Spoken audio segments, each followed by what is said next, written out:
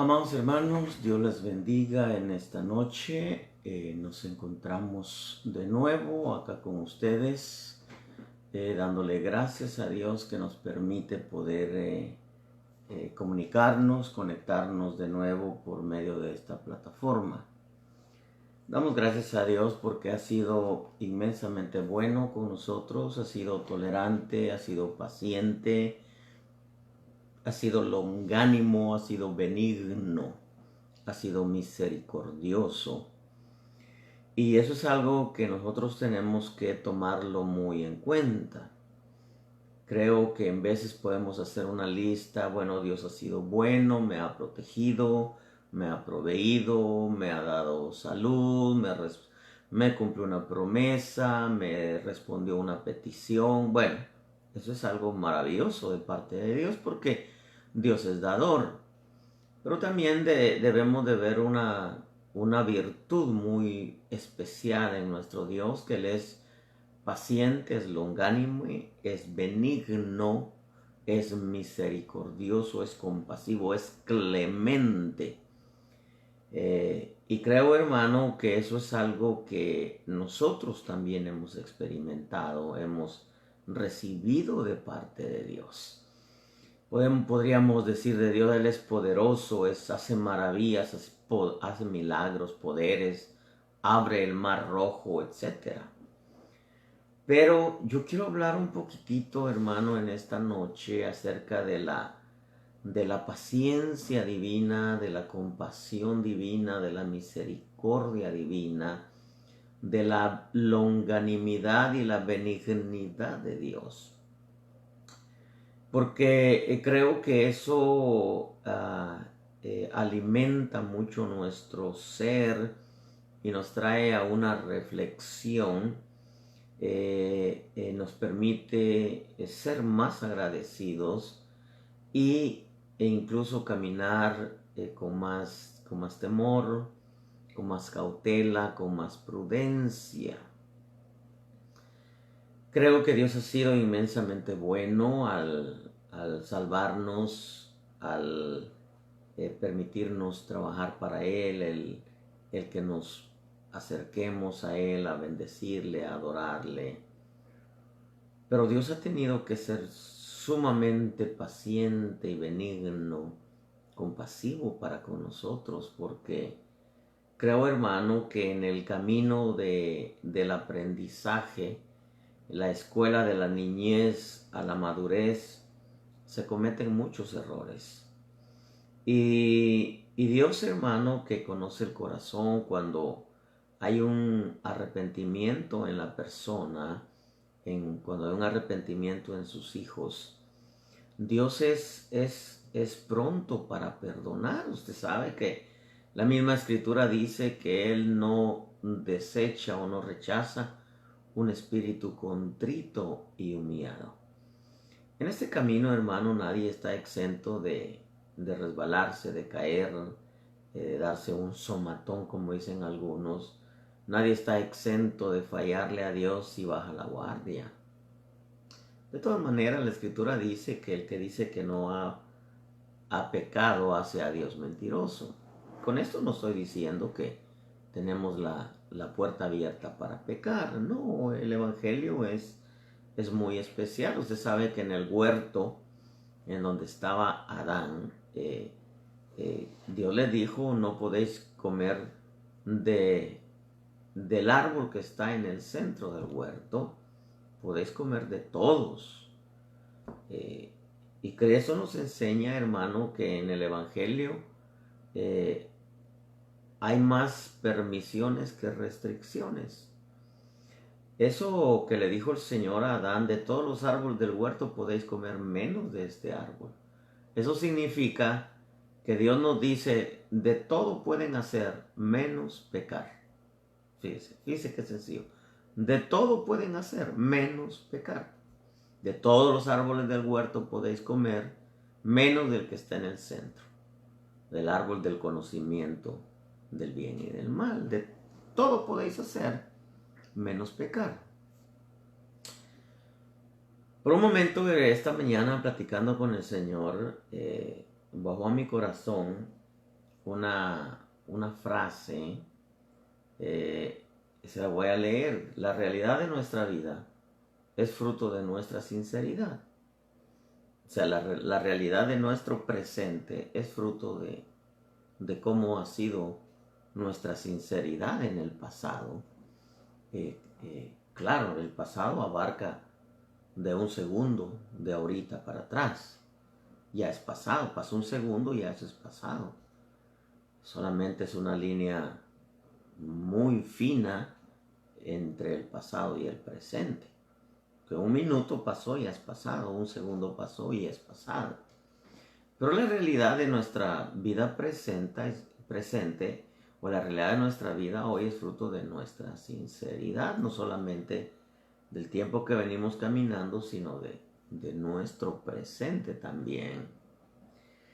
Le digo esto porque me puse a meditar en esa frase que bajó a mi corazón, y entonces el Señor me llevó a la historia un poquitito acerca de cómo era la iglesia a los corintios. Y una de las porciones que yo veo ahí, hermano, en esta historia que quiero tratar con usted, Pablo en 1 Corintios capítulo 5 y verso 7 dice: limpiad la levadura vieja, dice, para que seáis masa nueva, así como lo sois, sin levadura, porque aún Cristo nuestra Pascua ha sido sacrificado. En el verso 8 dice: por tanto, celebremos la fiesta no con la levadura vieja, ni con la levadura de malicia y maldad, sino con panes sin levadura. Y dice, de sinceridad y de verdad. Eso me llamó bastante la atención, hermano, porque la historia del capítulo 5 de Primera de Corintios habla de un muchacho, deducimos que era un muchacho, era un hombre. Dice en el verso 1, en efecto se oye que entre vosotros hay inmoralidad, y una inmoralidad tal como no existe ni siquiera entre los gentiles. Al extremo, dice, que alguno tiene la mujer de su padre. Para ser positivos, yo siempre he dicho de este pasaje que probablemente se refería a su madrastra. Ahora, en extremos, podríamos decir que era su madre, que era un incesto, ¿no? Pero la escritura, yo prefiero inclinarme a que era su madrastra. Este hombre tenía relaciones con su madrastra. Y lo que el pueblo lo sabía, todo el pueblo lo sabía. Y lo que Pablo se dio cuenta, porque llega a oídos de Pablo, y entonces Pablo se da cuenta que en los Corintios, en la iglesia, o una de las iglesias de los Corintios, en vez de haberse entristecido, se habían vuelto arrogantes. Dice el verso 2, dice, y os habéis vuelto arrogantes en lugar de haberos entristecido. Dice, para que el que de entre vosotros ha cometido esa acción fuera expulsado de en medio de vosotros. Hay un momento donde le entra el celo al apóstol Pablo, y entonces dice, yo por mi parte, aunque ausente en cuerpo, pero presente en espíritu, como si estuviera presente, ya he juzgado al que cometió tal acción. Mire, Pablo estaba haciendo la función de juez ya en esa situación. En el nombre de nuestro Señor Jesús, cuando vosotros estéis reunidos, y yo con vosotros en espíritu, dice, con el poder de nuestro Señor Jesús. Mire lo que dice Pablo. Entregada ese tal a Satanás, para la destrucción de su carne, a fin de que su espíritu sea salvo en el día del Señor. El juicio que Pablo emite ahí es demasiado fuerte. Pero ¿qué era lo que Pablo buscaba? De que el espíritu de este hombre no se perdiera. Dice, con tal de que su espíritu sea salvo en el día del Señor. Entonces, aparentemente, al ver esa clase de juicio de Pablo, porque entregada ese tal a Satanás era retirar la cobertura espiritual. En el momento que Pablo emitió ese juicio, los ángeles que protegían a este hombre se iban a retirar, porque Pablo estaba retirando la cobertura apostólica sobre y los líderes, incluyendo el pastor de Corintios, iban a retirar su cobertura y automáticamente quedaba a expensas de Satanás para que lo matara. Pero detrás de ese juicio lo que Pablo buscaba era salvar su espíritu. No quiero entrar en el tema de la separación del cuerpo, el espíritu y el alma, no, ese es otro tema. Pero cuando Pablo vio esa clase de pecado en el pueblo y se dio cuenta que ni el liderazgo ni el pueblo hacía nada, que al contrario dice, os habéis vuelto arrogantes en vez de haberos entristecido. Dice que Pablo los exhorta y le dice, bueno, vuestra jactancia no es buena, le dice, verso 6. ¿No sabéis que un poco de levadura fermenta toda la masa? Y entonces le dice, limpiad la levadura vieja para que seáis masa nueva.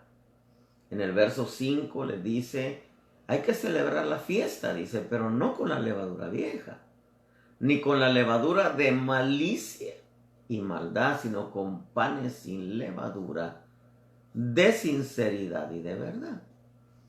Ahora, yo le decía que esta mañana platicando con el Señor, bajo esa frase a mi espíritu, la realidad de nuestra vida es fruto de nuestra sinceridad.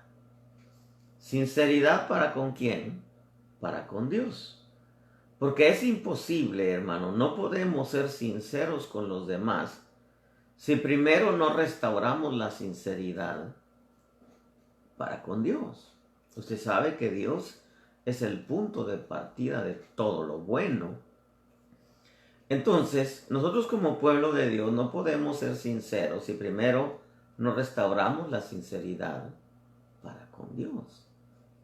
Ahora, el no restaurar la sinceridad para con Dios produce muchos frutos, tiene sus efectos, que yo voy a tratar algunos de ellos.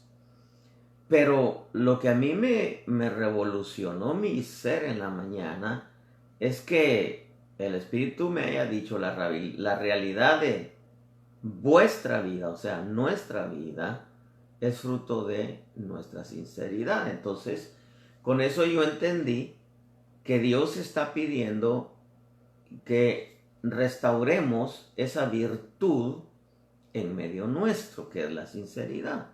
Por eso le decía que hablar de todo lo que Dios hace es poderoso, hace milagros, abre el mar rojo, Él los guió con una columna de día, una columna de fuego y todo eso es maravilloso hablarlo, hermano.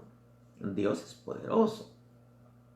Podemos hablar de todo lo bueno que Dios es. Dios provee, Dios protege, Dios sana, Dios cumple promesas, Dios responde peticiones, sí. Pero veamos otra de las características, de las virtudes de Dios, de la esencia divina, y es que Dios es paciente, Dios es misericordioso, Dios es longánime, Dios es perdonador, Dios es benigno, hermano, y eso, Dios es compasivo y clemente, y eso lo vemos nosotros cuando nosotros le fallamos a Dios. Él no emite el juicio en el momento.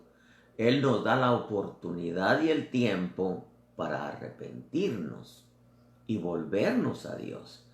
Si Dios nos juzgara conforme a nuestros pecados, conforme a nuestros errores, yo le aseguro que ninguno, no importa el título o el éxito que haya tenido en su carrera como creyente o como ministro, que estuviera de pie, si Dios nos juzgara de acuerdo a nuestras faltas.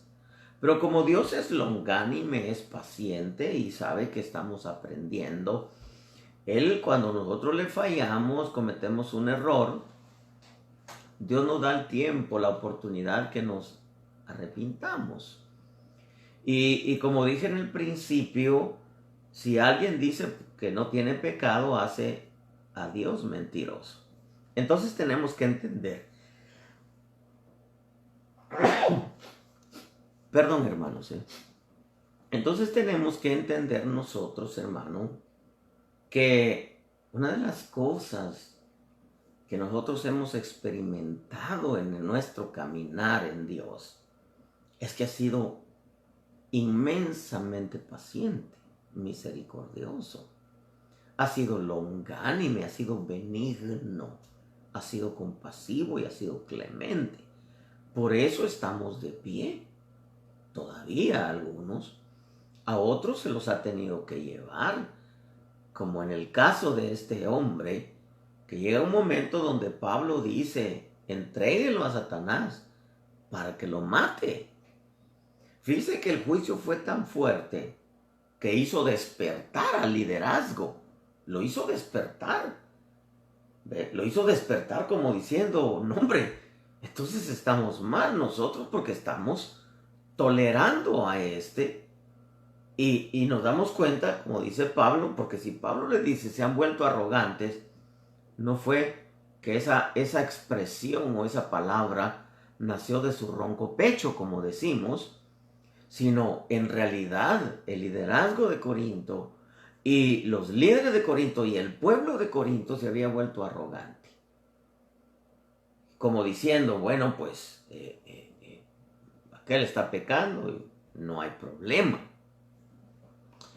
Para poder entender esto un poco más, fíjese que la palabra arrogante, cuando le dice os habéis vuelto arrogantes en vez de haberos entristecido, la palabra arrogante, la arrogancia religiosa, escuche bien, según el diccionario, la arrogancia religiosa consiste en el cinismo de querer manipular a Dios.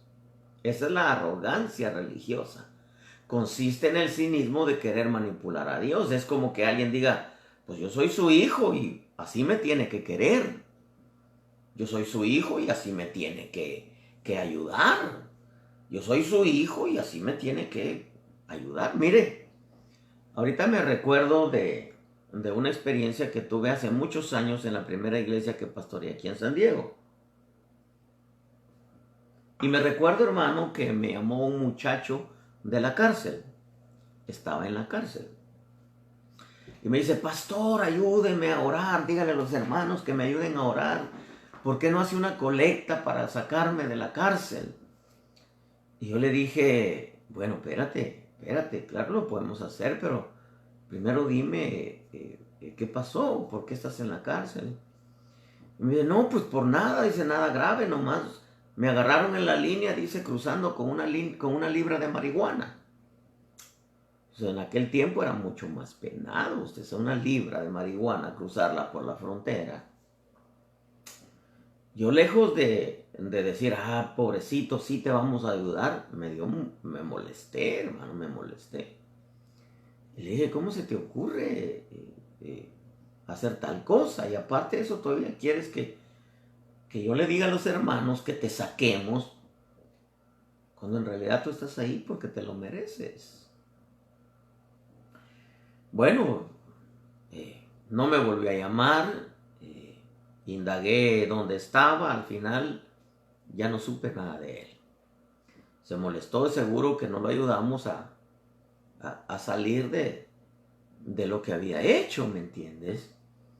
Y es que, por ejemplo, la arrogancia religiosa, como le digo, consiste en el cinismo de querer manipular a Dios, como diciendo, soy creyente, así que Dios me tiene, como diciendo, usted es mi pastor, usted me tiene que ayudar. Sabe que en veces hay gente que peca y quiere la aceptación, la aprobación de los demás, como diciendo, no tiene amor de Dios porque yo soy hermano también. Pero en veces andan haciendo cosas, hermano, demasiado fuertes. Como Pablo le dice aquí, este muchacho anda haciendo algo, una inmoralidad tal, dice, como no existe ni siquiera entre los gentiles, entre los incrédulos.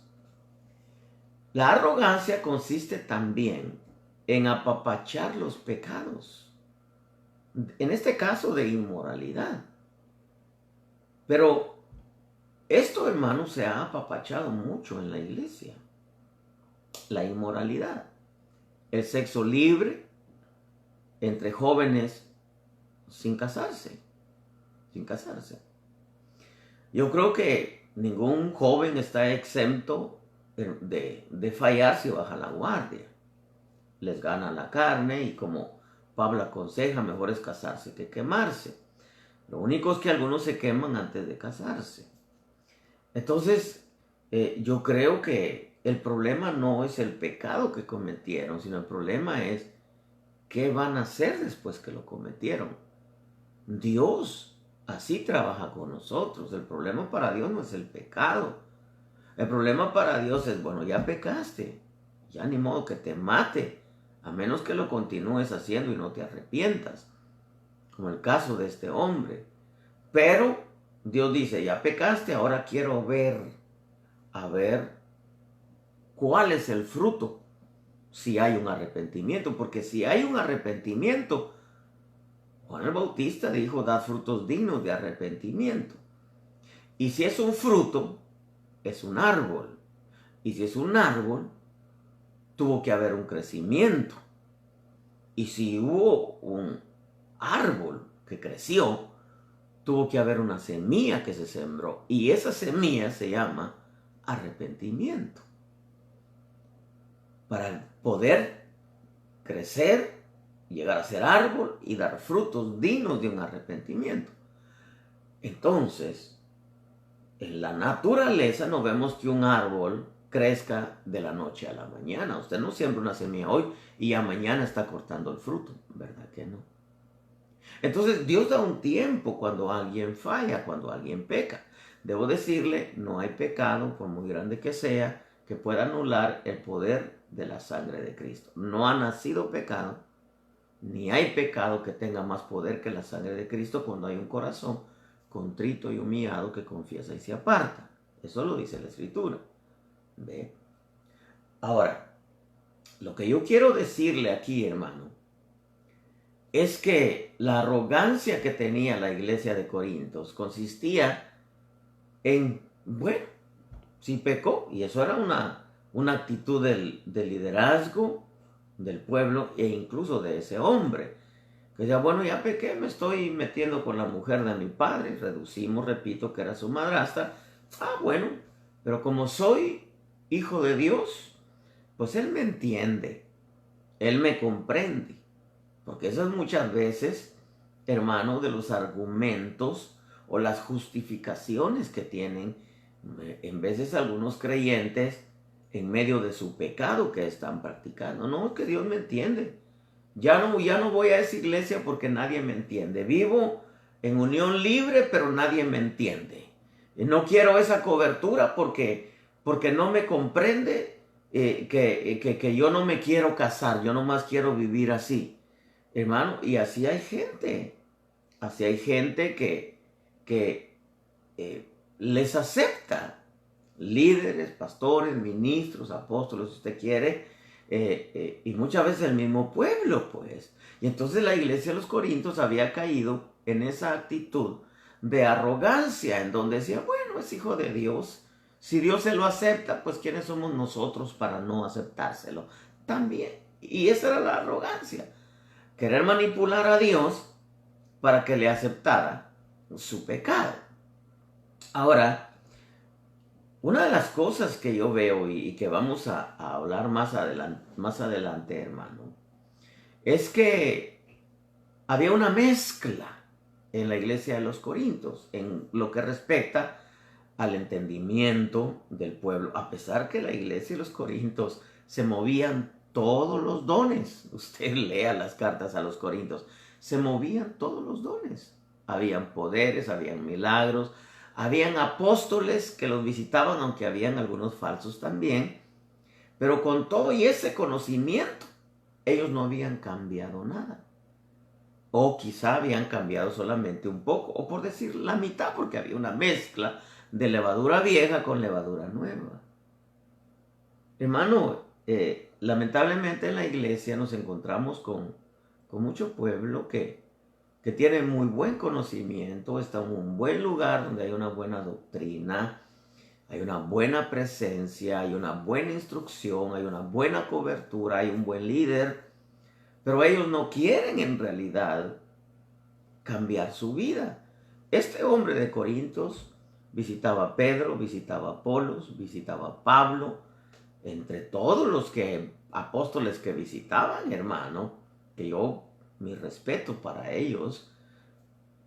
Aparte, claro, se les colaban un montón de falsos que nomás los iban a trasquilar, pero tenían buena instrucción, los dones se movían, el espíritu se movía, y con todo y eso, habían pecados aberrantes como este hombre que se metía con la mujer de su padre.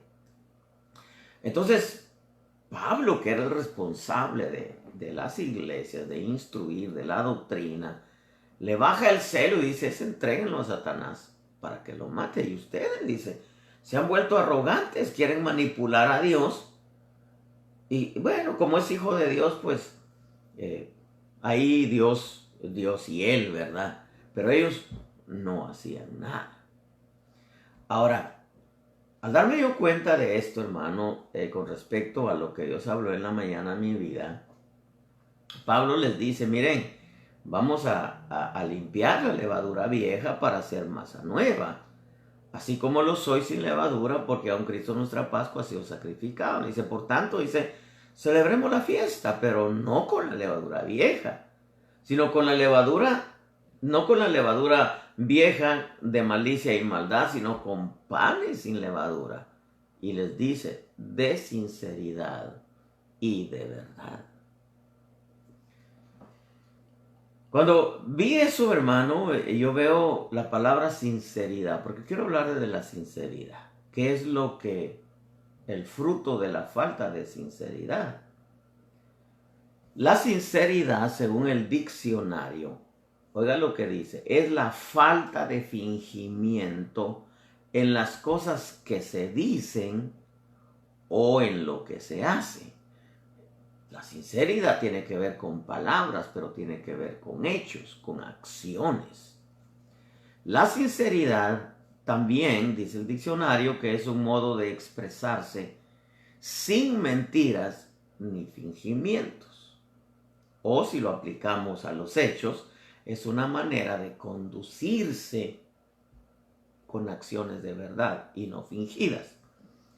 El término sinceridad está asociado, oiga, esto es riquísimo, con la verdad y la sencillez. La sinceridad está asociado con la verdad y la sencillez. Ya cuando yo veo la palabra verdad y sencillez juntas, mi mente corre pronto a la persona de Jesús. Sinceridad, según el diccionario, es el respeto, oiga esto, el respeto a la verdad divina. Quien es sincero no solamente habla verdad, sino se conduce en la verdad. Recordándole que nosotros nos regimos, como dice Daniel, por el libro de la verdad.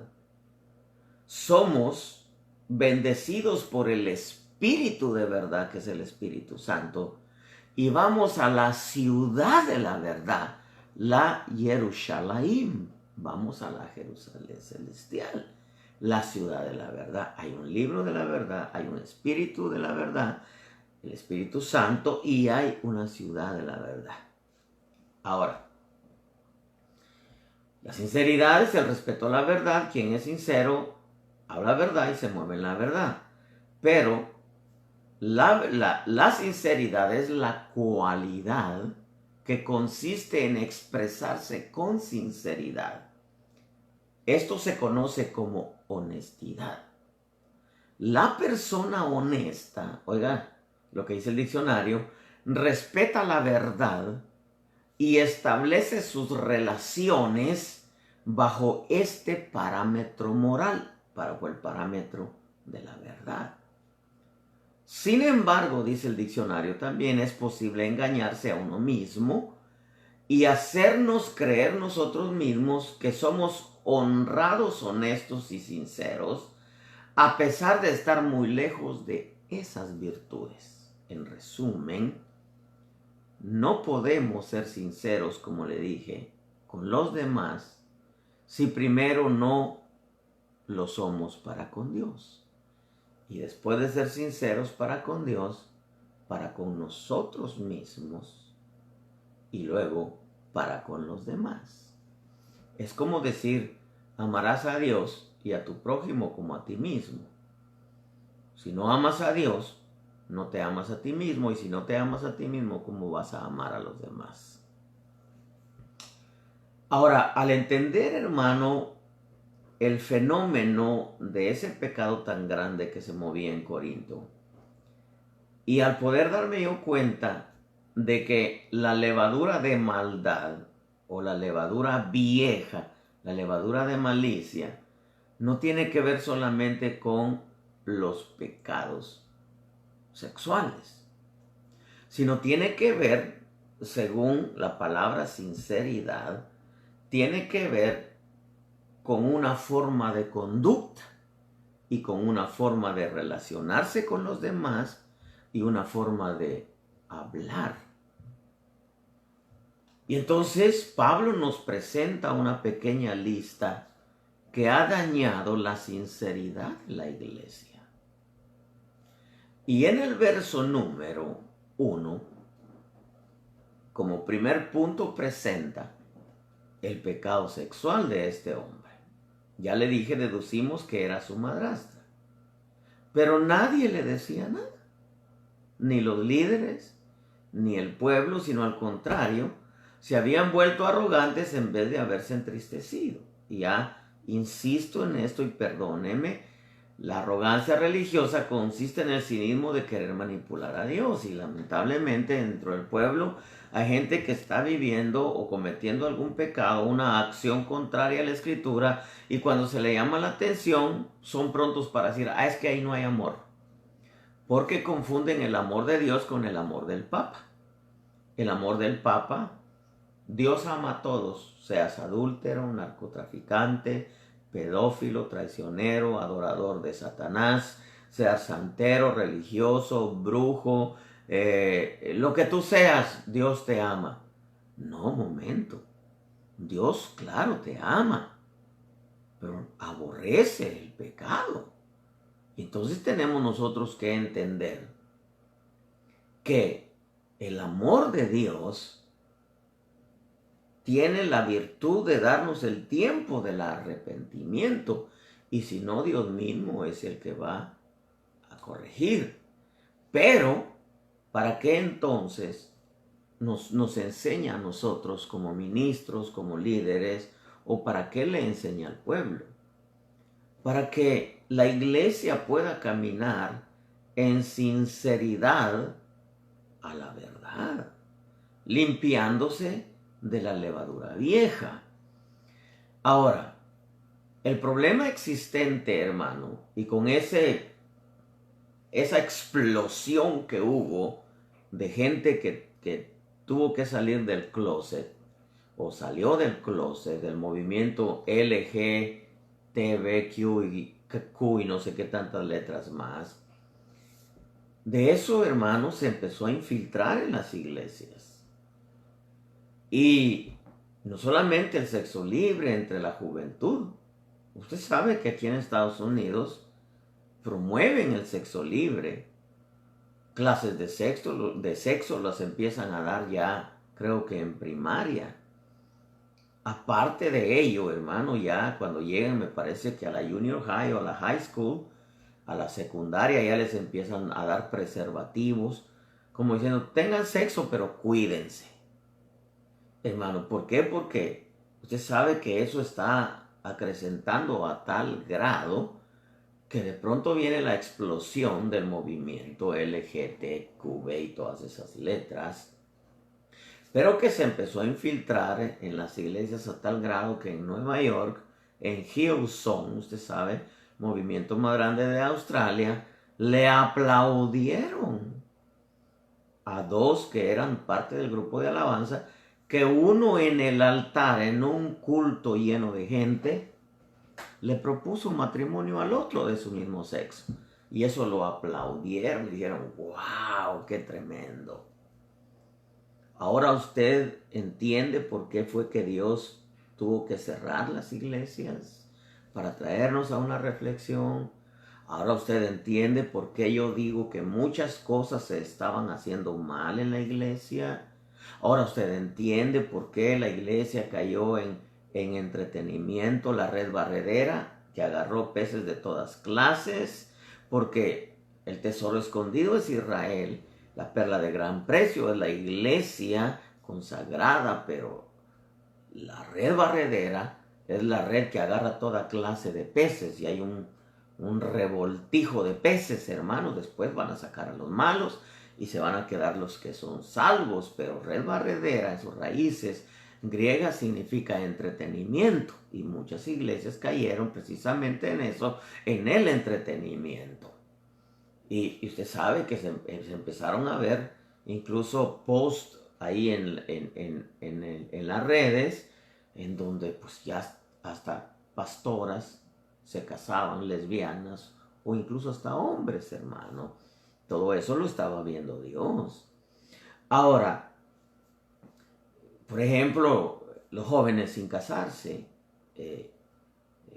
gente enrolada, hermano, en servicio activo, que tienen su pareja, incluso tienen hijos, pero no han arreglado su estatus matrimonial. Esa es unión libre. Esa clase de hermanos no deberían de estar sirviendo a menos que arreglen su estatus matrimonial. Contaba un pastor de Carolina del Sur que cuando él llegó allá, lo criticaron mucho porque la gran mayoría de iglesias hispanas y americanas no exigían que los servidores estuvieran casados. Eso, y cuando le empezaron a llegar a él, la mayoría iban sin casarse. Entonces él le dijo, no, aquí no pueden servir, pueden congregarse si quieren, pero al final esa unión libre, ese pecado les va a traer consecuencias. Y gracias a Dios que entendieron en base a la enseñanza y se casaron, hermano, gracias a Dios. Pero si algo nosotros tenemos que entender, que eso se da por la falta de sinceridad, no solamente del pueblo, sino de los líderes, por falta de sinceridad a Dios. Por eso es que Pablo menciona que la levadura nueva tiene que ver con panes sin levadura, pero tiene que ver con panes sin levadura de malicia y maldad, sino tiene que ver con sinceridad y verdad. Pablo ilustra esto de una manera. Celebremos la fiesta no con la levadura vieja, pero sí con la levadura nueva de sinceridad y de verdad. No con la levadura vieja de malicia y de maldad. En el verso número 2, Pablo le dice que fuera expulsado, dice, expulsada al tal, dice, de en medio de vosotros. Porque no solamente la iglesia de los Corintios les apapachaba y les aprobaba el pecado, le aprobaba el pecado a este hombre, sino que también lo apapachaba a él. Una cosa es apapachar al pecado y otra cosa apapachar al que lo comete. Son las dos cosas. Entonces Pablo le entra el celo y él emite el juicio. Fue cuando despertó el liderazgo, repito, y dijeron, no, a ese entreno, Satanás, hay que quitarle la cobertura, que lo mate para poder rescatar su espíritu. Cualquiera hubiera dicho, ahora si un ministro emite un juicio así, aunque algunos dicen que solamente los apóstoles pueden emitir ese juicio, pero yo creo que hay una autoridad que puede hacerlo. Eso es discutible, que no es el tema ahorita. Si todos los ministerios pueden hacerlo, solamente el ministerio apostólico. Pero al final de cuentas, hermano, ellos se dan cuenta que en realidad estaban manipulando a Dios e insisto en esto porque se encuentra uno con gente que cuando le llama la atención, lo primero dicen que el pastor no tiene amor. Y si entre el pueblo llega alguien y le dice, eso está mal lo que está haciendo, no, yo me voy de esta iglesia porque en esa iglesia no hay amor. ¿Por qué no hay amor? Porque no les toleran su pecado. Ahora, eso fue desapareciendo de algunas iglesias. Pablo le dice en el verso 2, hay que expulsarlo de en medio de vosotros, porque si no, hermano, si no lo expulsan, entonces toda la masa se va a corromper. ¿Qué estaba diciendo Pablo? Si no lo expulsan de en medio de ustedes, toda la congregación lo va a hacer. Es como cuando un ministro viene y casa a dos muchachos que fallaron antes. Todo el pueblo sabe que se acostaron, que fallaron, y el ministro viene al siguiente mes y los casa y los bendice y hace fiesta y cena y cuanta cosa. Hermano, entonces los muchachos dicen, entonces se vale fallar antes de casarse, al cabo después el pastor también no celebra, igual como hizo con la pareja fulana. No, lo que hay que hacer en esas situaciones es que cuando hay un espíritu de arrepentimiento, entonces hay que decirle, bueno, defínanse bien. Si los sentimientos están bien definidos, pues cásense. Si no están bien definidos, sepárense, porque de alguna manera esto les va a traer consecuencias.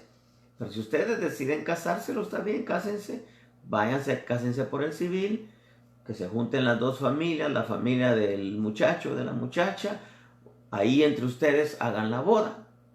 Vamos a esperar un tiempo. Yo voy a observar cómo se conduce la pareja.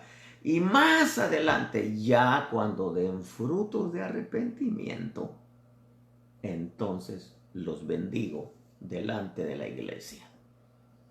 Hermano, ¿por qué? Porque el problema es que cuando los jóvenes fallan, viene el pastor y los casa y tira pompa, hermano, comida y le invita a toda la iglesia. Lo que está haciendo es celebrándole su pecado, celebrándole su error, que claro, lo quieren corregir ya casándose por el civil, pero eso es solamente el principio. Falta ver si hay un verdadero fruto de arrepentimiento, porque muchas veces se casan solamente por el que dirán, o porque incluso las dos familias metieron presión para que el ego no fuera dañado y los casan sin que ellos ya quieran casarse. Bueno, de esto hay mucho que hablar. Pero cuando viene Pablo y le dice, entregad a ese tal a Satanás, el celo de Dios debe de ser manifiesto. Nosotros como ministros tenemos la obligación de restaurar a alguien cuando falla, cuando hay un arrepentimiento. En 2 Corintios 2, versos 7 y 8 dice, así que por el contrario, vosotros más bien deberíais perdonarlo y consolarlo, no sea que en alguna manera éste sea abrumado por tanta tristeza.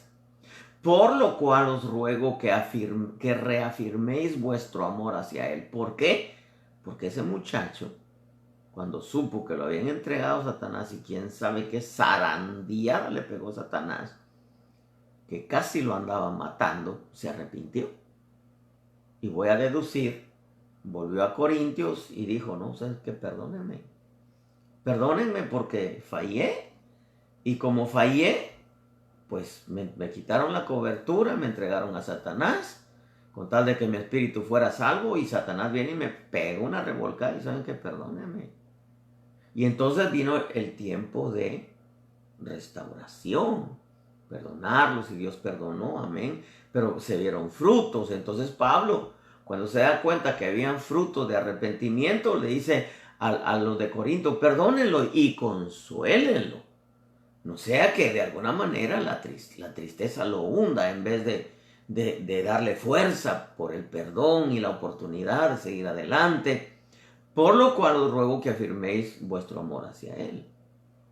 El problema existente en las iglesias, hermano, es que los muchachos fallan, y cuando fallan, el pueblo se da cuenta, y el pueblo se da cuenta que el pastor no hace nada, y que todavía los acepta, y luego que no les quita privilegios, los deja sirviendo, hermano, y eso es algo que desagrada a Dios. ¿Por qué? Porque contamina a todos los demás. Van a decir los jóvenes, bueno, si aquel falló y el pastor no hizo nada, al contrario, lo bendijo, pues comámonos el pastel antes, al fin y al cabo después nos hacen fiesta y hay cena y como que si no pasara nada. Pero no, hermano. Ahora, otra de las cosas, pero eso sucedía por falta de sinceridad hacia Dios. En el verso número 6 le dice, vuestra jactancia no es buena, le dice al pueblo de Corinto y al liderazgo. Jactancia es hacer alarde, en este caso, de lo que estaba haciendo este muchacho. Porque llegó al extremo de decir, sí, cierto, oye, que te estás acostando con la mujer de tu padre. No, sí, dice, pero no hay problema, soy hijo de Dios, Dios me entiende. Dios sabe que soy carne y que fallo, y usted sabe hermano, los argumentos o las justificaciones que muchas veces se hacen. Pero el alarde o la jactancia, hermano, no era hacer alarde solamente de lo malo que este muchacho hizo, sino de todo lo malo que se hace en las iglesias, hermano. ¿Por qué? Porque hay gente que hace cosas malas que no necesariamente son pecados sexuales, y que muchas veces los líderes no decimos nada, el pueblo no le dice nada, y en veces lamentablemente hay pastores que no les dicen nada o no lo sientan del privilegio. ¿Por qué? Por con tal de que no se les vaya.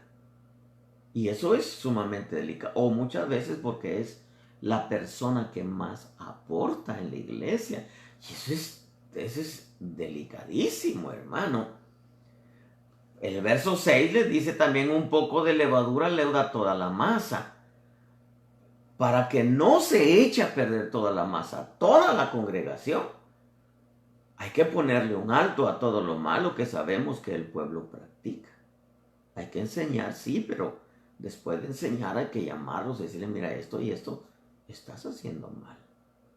Ahora, en el verso 8, fíjese, Pablo les dice, es que la levadura vieja contiene malicia y maldad, pero ya no se refería solamente al pecado de inmoralidad que estaba haciendo este muchacho, sino muchas cosas que se miraban en la iglesia de los Corintios.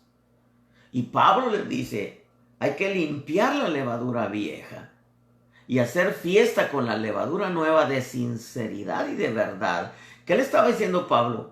Hay que volvernos a la sinceridad y a la verdad de Dios. Hermano, y cuando habla de malicia y maldad, usted sabe que hay que renovar la mente. Y cuando se renueva la mente, pues es indudable que se va a evidenciar con las acciones, los hechos. Y hay que hacernos como niños, porque el niño no tiene malicia. Sí, el niño no tiene malicia ni tiene maldad. El niño es travieso, pero muchas cosas las hace sin malicia ni maldad. Las hace porque es travieso.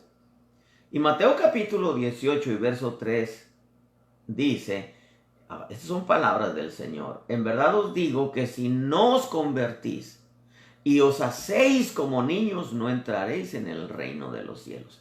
¿Qué les estaba diciendo el Señor? Que hay que renovar el espíritu de la mente, como dice Pablo en Romanos 12, para verificar lo que es bueno, aceptable y perfecto en vuestro culto racional. Porque hay cosas que son buenas, pero no son aceptas. Es como decirle a ese muchacho, Es bueno que vayas a la iglesia, pero eso, así como vas con ese tremendo pecado, no vas a ser acepto a Dios, aunque te ame. Es como que un líder le diga al que está sirviendo o a la que está sirviendo, es bueno que sirvas, pero no es acepto tu servicio a Dios porque estás en pecado. Lo que estás haciendo no es bueno. Es bueno que sirvas, pero no es bueno que estés peleando con tu hermano. Es bueno que sirvas, pero ¿cómo? Tú como mujer no te sujetas a tu esposo. Es bueno que sirvas, pero así como tratas a tu esposa, no es agradable delante de Dios. Es bueno que sirvas, pero así con esas palabrotas que salen de tu boca, no es aceptable a Dios.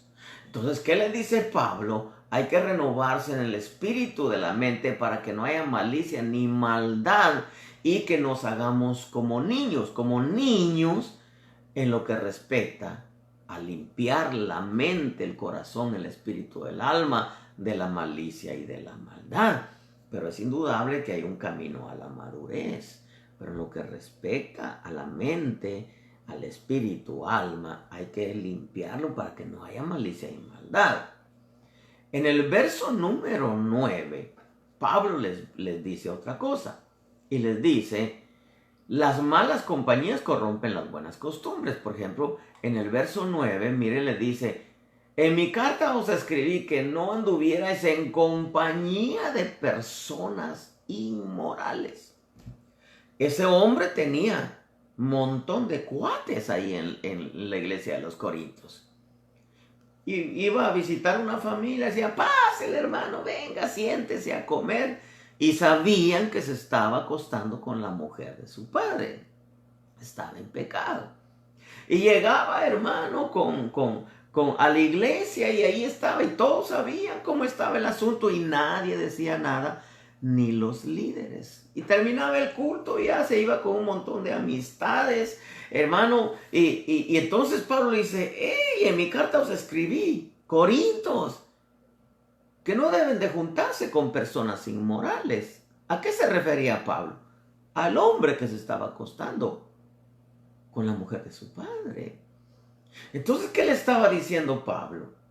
Hermano, que en las iglesias, lamentablemente, hay amistad entre comunión, relación entre el pueblo, pero hay quienes están en pecados de inmoralidad y entonces la escritura nos enseña que no se puede hacer amistad con esas personas. Las amistades de personas que practican pecados sexuales, a menos que se arrepientan y se aparten, como sucedió en el caso de este hombre. Claro, hay que tener un espíritu misericordioso. Por eso le dije en un momento que vamos a ver una de las virtudes de Dios.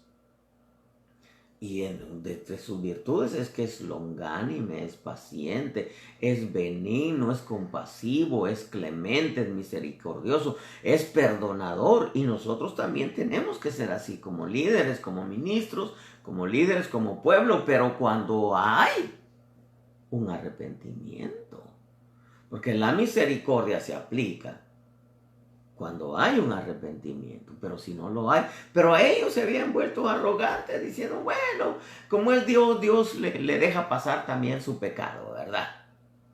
No, hermano amado, claro que no. Entonces, por ejemplo, mire, en el verso número 10, porque si no vamos a caer en la mentalidad de los musulmanes. Cuenta, hermano, la historia que Mahoma se casó con alguien, con una mujer, ¿sabe? Que les permite tener varias mujeres y muchas concubinas y todo eso, ¿no?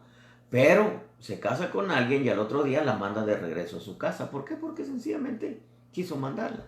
Entonces, ahora todos los escritores, los historiadores dicen, bueno, entonces, ¿cómo está eso que a él sí se lo permitió? Ah, bueno, a él se lo permitió porque él es su escogido. Ah, cómo no. Chon, dijo mi abuela, no, hermano, así no es el asunto.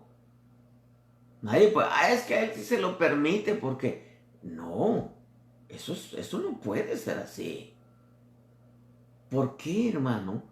Porque así estaban los corintios. Bueno, Dios se lo permite y como yo soy hijo de Dios, pues Dios me tiene que amar así.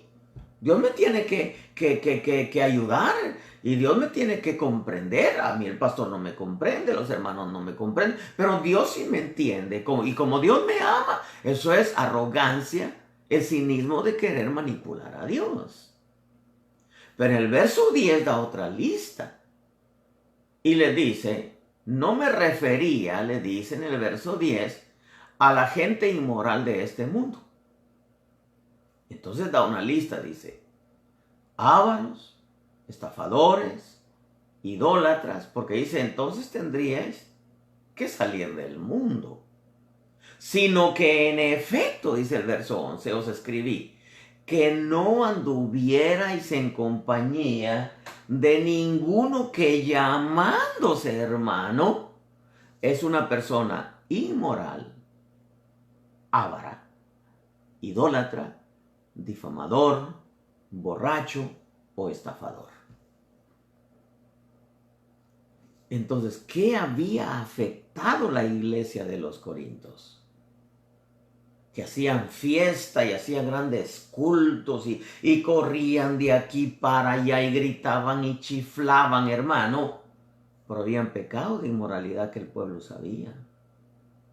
Habían personas inmorales, había avaricia, había idolatría, había mucho chisme, mucho difamador.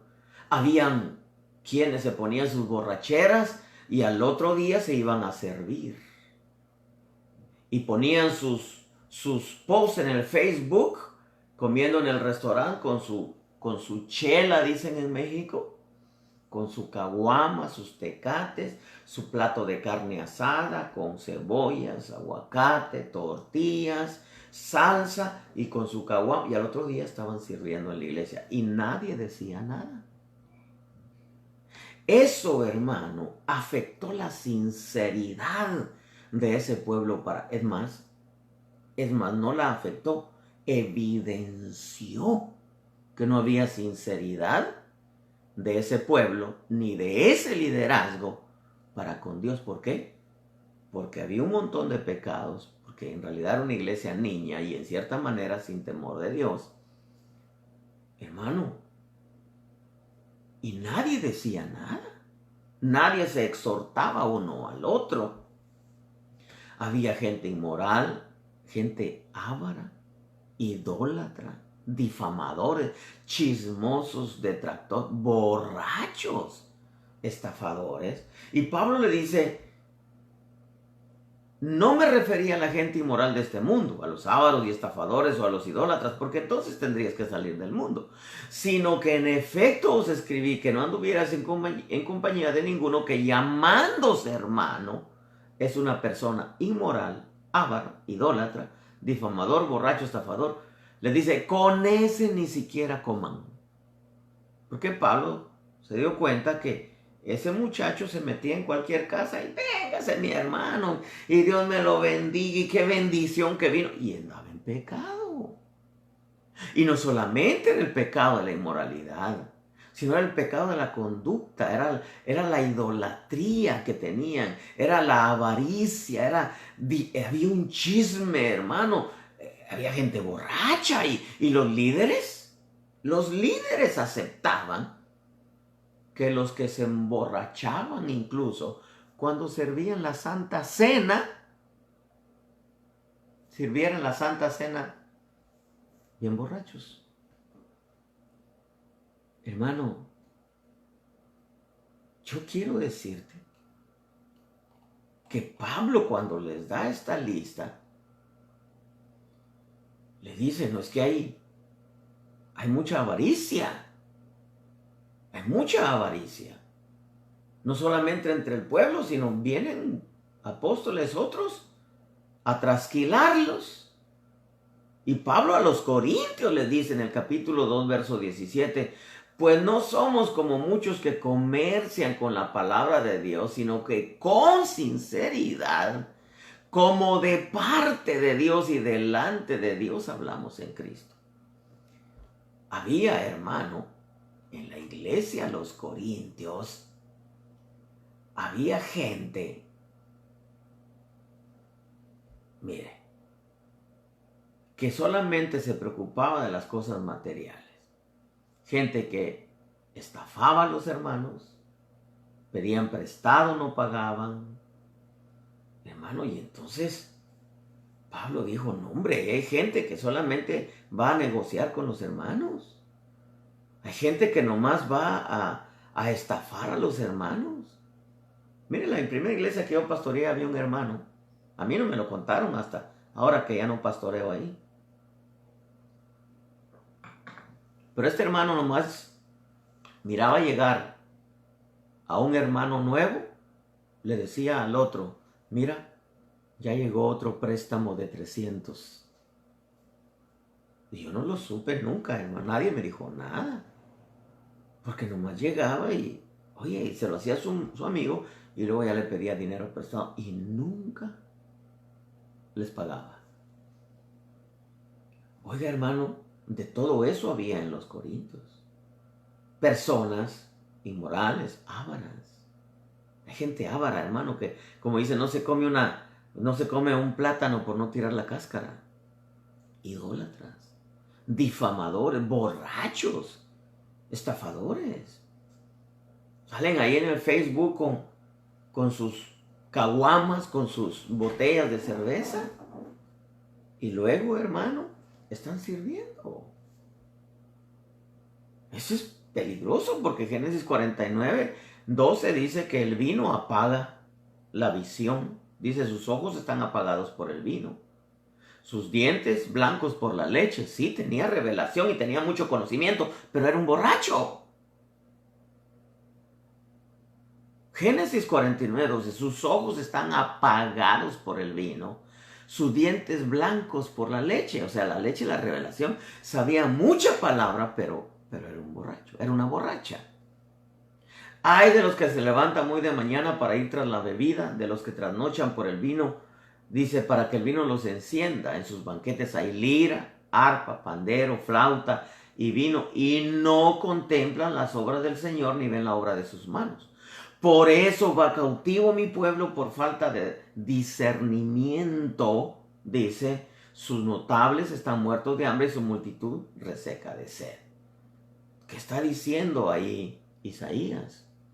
Que el liderazgo, hermano, se emborrachaba, no discernía, el pueblo iba cautivo de avaricia, de soborno, de idolatría, de amistades inmorales. Y Corintios estaba hecho un desastre. Y entonces, por ejemplo, Isaías 28:7 dice, también estos se tambalean por el vino y dan traspiés por el licor. El sacerdote y el profeta por el licor se tambalean. Están ofuscados por el vino, por el licor dan traspiés, vacilan en sus visiones, titubean al pronunciar juicio. Claro, Génesis 49:12 dice que el vino apagó los ojos. ¿Quiénes eran los ojos? Los profetas. La gente que tenía los ojos abiertos. Y entonces, en el verso 12, Pablo le dice, ¿por qué vamos a juzgar a los de afuera? Hay que juzgar a los que están adentro. Entonces, yo no quiero hablar de la justicia. Ya enseñé que la justicia se corrompió. Pero la falta de sinceridad para con Dios hizo que apareciera todo eso. Había, como dice Isaías, arpa, lira, pandero, flauta y todos danzaban y corrían. Pero había mucho borracho, mucho idólatra, mucho avaro, mucho chismoso, mucho estafador, mucho tranza. Había, hermano, mucha arrogancia. Bueno, Dios nos ama y qué presencia cayó y Dios nos ama, pero estaban en pecado, hermano. Entonces Pablo les dice, En el verso 13, expulsad entre vosotros al malvado. Pueblo bendito, no puede haber sanidad en la iglesia si no se restaura la justicia, pero en este tema, la sinceridad para con Dios, comenzando desde los de arriba. La justicia va de la mano con la sinceridad y la honestidad. En 2 Corintios 1:12, oiga lo que dice el apóstol Pablo, porque nuestra satisfacción es esta: el testimonio de nuestra conciencia, dice Pablo, hablando de él, que en la santidad y en la sinceridad que viene de Dios, no en la sinceridad carnal, sino en la santidad y en la sinceridad que viene de Dios, no en sabiduría carnal, sino en la gracia de Dios, nos hemos conducido en el mundo y especialmente hacia vosotros. ¿Qué quiero decirle yo con esto, pueblo bendito? Ahora entiendo yo por qué el Señor me dijo en la mañana: la realidad de vuestra vida hoy es fruto de vuestra sinceridad. Nosotros tenemos, hermano, que entender que la sinceridad es una virtud divina. Por eso Pablo dice en la santidad y en la sinceridad que viene de Dios. Porque si decimos la sinceridad humana, es un desastre. Pero en esa falta de sinceridad para con Dios, hermano, se empezó a evidenciar con pecado de inmoralidad, mucha malicia, no habían mentes renovadas, mucha maldad. Empezaron a aparecer los ávaros, la idolatría, los difamadores, los chismosos, los borrachos, los estafadores. Y Pablo dice: con ese ni siquiera coman. Si ustedes saben de un hermano que es inmoral, avaro, idólatra, difamador, borracho, estafador, con ese ni siquiera coman, a menos que rectifique, que se arrepienta. Lamentablemente en el camino nos encontramos muchas veces con gente, hermano, que ostenta una arrogancia religiosa. El cinismo de querer manipular a Dios. Yo soy así, Dios me tiene que amar. Así nací, así me voy a morir. Lo importante es que Dios me ama, aunque usted no me ame. Yo sé que a usted no le gusta mi pecado, pero Dios sí me ama. No, eso se vivió en el catolicismo, hermano. Yo por eso me voy de esta iglesia, porque aquí nadie me entiende. Nadie me comprende, no hay amor. Pero es que el amor no es tolerar el pecado y al pecador. Pablo dice a los que continúen pecando, repréndeles, llama a 1 o 2 ancianos y repréndeles, y no preséntalos delante de la iglesia. Pablo era fuerte en su manera de corregir. Claro, cuando ya había, hermano, agotado todos los medios para hacer que la persona se arrepintiera. Luego, hermano, dice: vuestra jactancia no es buena. Y es que en veces hay gente que se jacta de lo malo que hace. Y es que, mire, fíjese que yo sí le dije sus verdades. Y yo sí le dije, mire, y la verdad, el chisme, mira. Tú miéntele y verás que vas a ganar. No, hermano. Ya no le pagues al hermano, ni le pagues. Si te cobra, ni le pagues. ¿Cómo que no le pagues? Y si te hizo una cosa, pues tú también. Es más, ni lo saludes. Dale la espalda. Hermano, claro, pero si se arrepiente, entonces hay que restaurarlo. Pero es que hay mucha gente que hace alarde de lo malo que hace. Y se jacta, hermano. Se jacta de lo malo que hace. Hasta que logré que se fuera de la iglesia la hermana. ¿Cómo, hermano? Ese es hacer alarde de lo malo que se hace. Entonces yo creo que tenemos nosotros que volver a la sinceridad. A la sinceridad. tenemos nosotros que volver a Dios y hacer fiesta.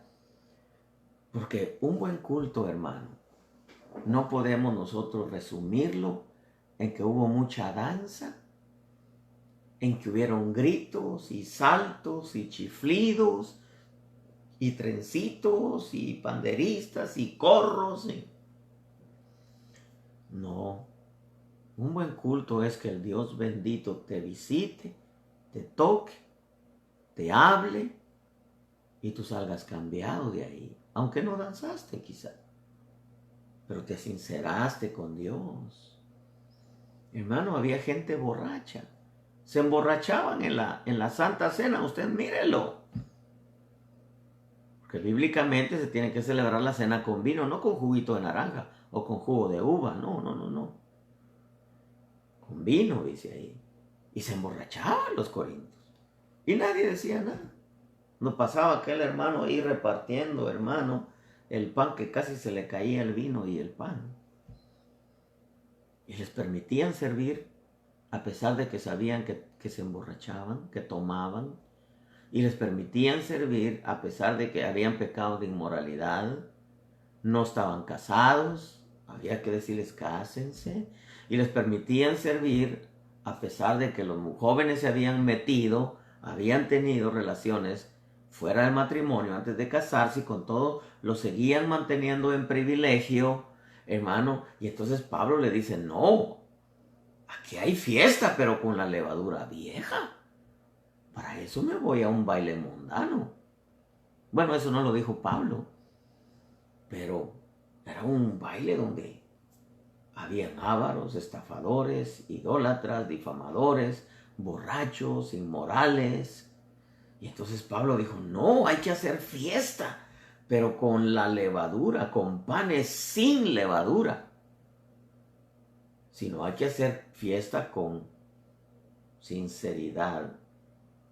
Y verdad, hay que hacer fiesta con panes sin levadura, de sinceridad y de verdad. Por eso me gustó mucho lo que dice la palabra sinceridad y con eso vamos a terminar. La sinceridad es falta de fingimiento en las cosas que se dicen o en lo que se hace. Hablad verdad cada cual con su prójimo, dice Pablo. Es que ese Pablo, sabiduría tremenda, hermano. Sinceridad es modo de expresarse sin mentiras ni fingimientos. Se va a decir una verdad, pero se va a decir con toda sabiduría, con todo respeto. El término sinceridad está asociado con la verdad y la sencillez es ver al Señor Jesús ahí. La sinceridad es el respeto a la verdad. Quien es sincero, habla verdad y camina en la verdad. Mucho me gocé al saber que mis hijos andan en la verdad. Eso decía el apóstol Juan, ¿verdad? La cualidad de la sinceridad consiste en expresarse o de conducirse con honestidad. La persona honesta respeta la verdad y establece sus relaciones bajo ese parámetro moral. Pero existe la posibilidad de engañarse a uno mismo y hacerse creer que se es honrado y sincero a pesar de estar muy lejos de esas virtudes. En resumen, no podemos ser sinceros para con Dios. Os digo, no podemos ser sinceros para con nosotros mismos y para con los demás si primero no restauramos la sinceridad para con Dios. Lo que sucedía en la iglesia de Corinto es que el corazón no era sincero. Ese es uno de los problemas que ha afectado a la iglesia de Cristo. Es que cuando el corazón no es sincero, se conduce o se habla, pero no se habla con la verdad ni se conduce uno en la sencillez del Evangelio. Y la sinceridad es el respeto a la verdad. Cuando no hay sinceridad, no se respeta ni la palabra, ni las autoridades, ni la presencia, no se respeta ni el privilegio que le dan a uno, no se respeta nada. Porque si no hay sinceridad, se está fuera de la verdad. El término sinceridad está asociado con la sencillez, con la verdad y la sencillez, y es el respeto a la verdad. Si nosotros queremos en realidad caminar sobre la verdad, tenemos que ser sinceros para con Dios. El ser sincero para con Dios hará que seamos sinceros para con nosotros mismos. Y entonces seremos sinceros para con los demás. Pueblo bendito, que Dios te dé entendimiento y que esta palabra podamos hacerla nuestra. Quiero, hermana, decirte que estos temas bendicen mucho mi vida y yo sé que bendicen mucho la vida de algunos que se conectan. Espero en Dios que de todos. Comparte con tus contactos. Creo que es una palabra que nos hace reflexionar, que nos acerca a Dios, que nos permite ver, escudriñarnos y ver qué cosas son las que tenemos que corregir y que en verdad, hermanos amados, el Evangelio no es como Corintios lo miraba. Coberturas apostólicas, llegaba Pedro, llegaba Apolo, llegaba Pablo, llegaban un montón de apóstoles. Había mucha revelación, había mucha manifestación de los dones. Usted lo ve. Había, hermano, danza y alabanza. Había fiesta en los cultos. Pero había mucho pecado, mucha malicia, mucha maldad por falta de la sinceridad de ellos para con Dios. Aparte de que eran niños también, había mucha falta de sinceridad para con Dios, para consigo mismo y para con los demás. Dios te bendiga, pueblo. Mañana, si el Señor nos permite la vida, estaremos a las 8.